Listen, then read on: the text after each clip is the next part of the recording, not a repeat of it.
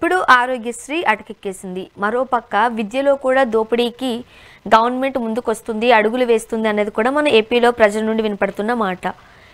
Medical కాలేజెస్ని privatisation చేయడం పట్ల మీ అభిప్రాయం ఏంటి?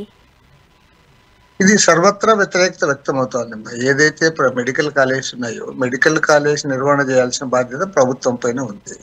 నువ్వు ఎప్పుడైతే ప్రైవేట్కి ఇస్తావో ప్రైవేట్కి ఇచ్చిన తర్వాత వారు లాభార్జన కోసం వారు ఆ కాలేజీ నడుపుతారు తప్పితే లాభాలు ఆశించకుండా దానికి పెట్టి నడపరు. ఈ విద్యార్థులు కూడా వారు పెద్ద ఎత్తున అందులో డబ్బులు ఖర్చు పెట్టి 2-3 కోట్ల రూపాయలు ఖర్చు పెట్టి ఎంబీబీఎస్ అయిన తర్వాత ఒక డాక్టర్ గా పట్టా పొందిన తర్వాత వారు కూడా బయట వచ్చి వారు దాన్ని సంపాదించుకోవాలని అనుకుంటారు తప్ప నాకు 2-3 కోట్లు పోయినా పర్వాలేదులే, నేను డాక్టర్ అయ్యాను, నేను కూడా సమాజ సేవ చేద్దామని ఎవరు అనుకోరు. కాబట్టి అంటే వీటన్నిటి పరిణామాలు దాని యొక్క ఫలితాలు ఖచ్చితంగా సమాజం అనుభవించాల్సి వస్తుంది.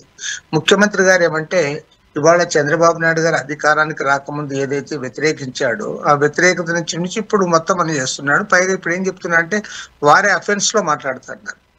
వారు చెప్తున్న అఫెన్స్ ఏమంటే ఇవాళ ప్రతి మెడికల్ కాలేజ్ నిర్వహణకి 192 కోట్ల రూపాయలు ఖర్చు అవుతుంది, అంత డబ్బులు మన దగ్గర లేవు కాబట్టి ప్రైవేట్కి ఇవ్వాలని అంటారు. ఓకే, ప్రైవేట్ వాళ్ళు అంత ఖర్చు పెట్టిన తర్వాత 190 కోట్లు వారు ఖర్చు పెట్టినాక వారైనా సరే దాన్ని వసూలు చేసుకోవాలి కదా, దానికి 2 అంతలు వసూలు చేసుకోవాలని ప్రయత్నం చేస్తారు. సహజంగా ఆటోమేటిక్ గా వైద్య విద్య అంతా కూడా ప్రైవేట్ రంగానికి అప్పచెప్పిన తర్వాత రాబోయే రోజుల్లో దాని దుష్పరిణామాలు చాలా తీవ్రంగా ఉంటాయి. సాధారణ మధ్యతరగతి పేద వర్గాల వారు కూడా ఇవాళ వారు ఏదైతే చదువుకోవడానికి ఉన్న అవకాశం ఉందో ఆ అవకాశాన్ని కూడా కోల్పోయే పరిస్థితి కనపడతా ఉంది. కాబట్టి దీనిపైన సర్వత్రా వ్యతిరేకత వ్యక్తమవుతా ఉంది. అటు విద్యార్థుల్లో వ్యతిరేకిస్తా ఉన్నారు, ప్రజా సంఘాలు వ్యతిరేకిస్తా ఉన్నాయి, విద్యార్థి సంఘాలతో పాటు ఇవాళ రాజకీయ పార్టీలు కూడా వ్యతిరేకిస్తా ఉన్నాయి. కాబట్టి ప్రభుత్వం మరోమారు ఆలోచించాల్సిన అవసరం ఉందని చెప్పి కూడా మనవి చేస్తాం. అంటే పీపీపీ విధానం వలన అకౌంటబిలిటీ పెరుగుతుంది అంటున్నారు స్వయాన ముఖ్యమంత్రి చంద్రబాబు నాయుడు గారు. నిజమేనా అండి, వాస్తవా?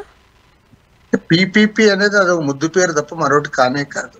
అది నీవు కాలేజీలు కట్టి తర్వాత వేల కోట్ల రూపాయల ప్రాపర్టీస్ అవి, ఆ ప్రాపర్టీస్ అన్ని కొంతమంది వ్యక్తుల చేతుల్లో పెట్టడము, కొన్ని సంస్థల చేతుల్లో పెట్టడము, ప్రైవేట్ వ్యక్తుల యొక్క పెత్తనాన్ని దాని మీద తెచ్చి వాళ్ళు లాభార్జన కోసం పనిచేస్తారు తప్ప దానివల్ల వారికి వస్తుంది ఏమండి? వారు ఎవరు కూడా వాళ్ళు ఒక మెడికల్ కాలేజీ రన్ చేయాలని వారు అనుకునేటప్పుడు అందులో ఎంత వారు పెట్టుబడి పెడుతున్నారు, దాని ద్వారా వారికి ఎంత లాభం వస్తుంది అనేది ఆలోచిస్తారు తప్పితే ఇదేదో వారు సమాజ సేవ కోసము లేదంటే దాతృత్వ పద్ధతుల్లో అవి చేస్తారనేది కరెక్ట్ కాదు.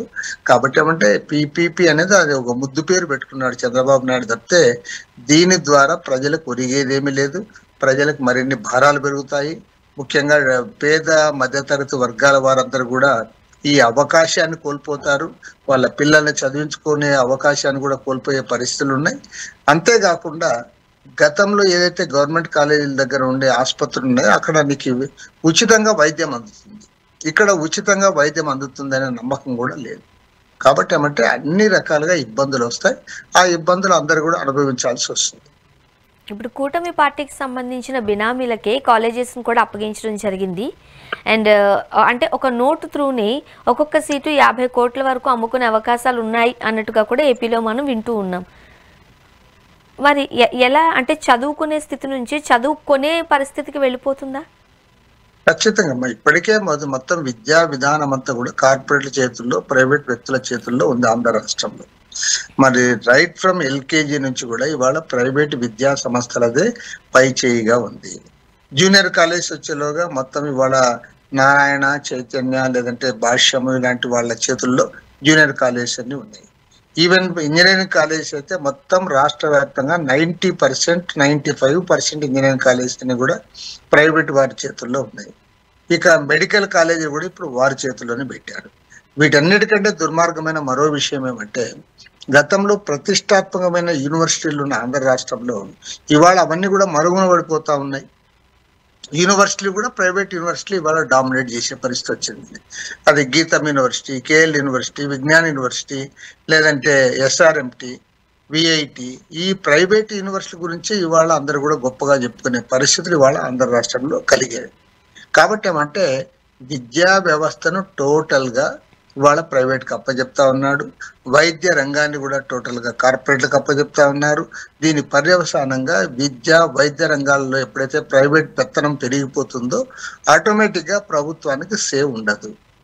ప్రభుత్వం ఏదైతే అనుకుంటుందో అది చేయలేని పరిస్థితులు వస్తూ ఉన్నాయి. చివరికి వారి పైన ఆధారపడి కార్పొరేట్ శక్తుల యొక్క వారి యొక్క దీనిపైన ఆధారపడి ప్రభుత్వాన్ని నడిపే పరిస్థితి కూడా వస్తుంది. ఇప్పుడు బాగా చదువుకునే పిల్లలు ఉన్నారు, కానీ అంత ఫీజులు కట్టే పరిస్థితి వాళ్ళ కుటుంబాలలో లేదు. అంటే ఒక మంచి డాక్టర్ని మనం కోల్పోతున్నట్టుగా. ప్రజాసేవ చేద్దాం అనుకున్న విద్యార్థులు అవకాశాన్ని ఉపయోగించుకోలేకపోతున్నట్టేగా. ఖచ్చితంగా ఇది ముఖ్యంగా పేద వర్గాల వారికి, మిడిల్ క్లాస్ వర్గాల వారికి, రైతు పిల్లలకి వీళ్ళందరూ కూడా చాలా తీవ్రంగా నష్టపోతారు. వాళ్ళు ఈ కాలేజీల్లో పోయి వాటి చదువు కొనే పరిస్థితి ఉండదు. వారికి దాని పెద్ద ఎత్తున కోట్ల రూపాయల్లో వారు ఖర్చు పెట్టాలంటే అది సాధారణ విద్యార్థులకు అది అలివిగాని పని. కాబట్టి ఏమంటే ఇది ఖచ్చితంగా పెద్దవాళ్లకు ఉపయోగపడే కార్యక్రమం. ఇది డబ్బున్న వాళ్ళకు మాత్రమే సొసైటీలో మంచి విద్య అందడానికి అవకాశం ఉంటుంది. డబ్బు లేని పిల్లలు, పెద్ద ఆర్థికంగా వారికి పెద్దగా మద్దతు లేని వాళ్ళ కుటుంబాలన్నీ కూడా చితికిపోయే పరిస్థితి కూడా ఉంది.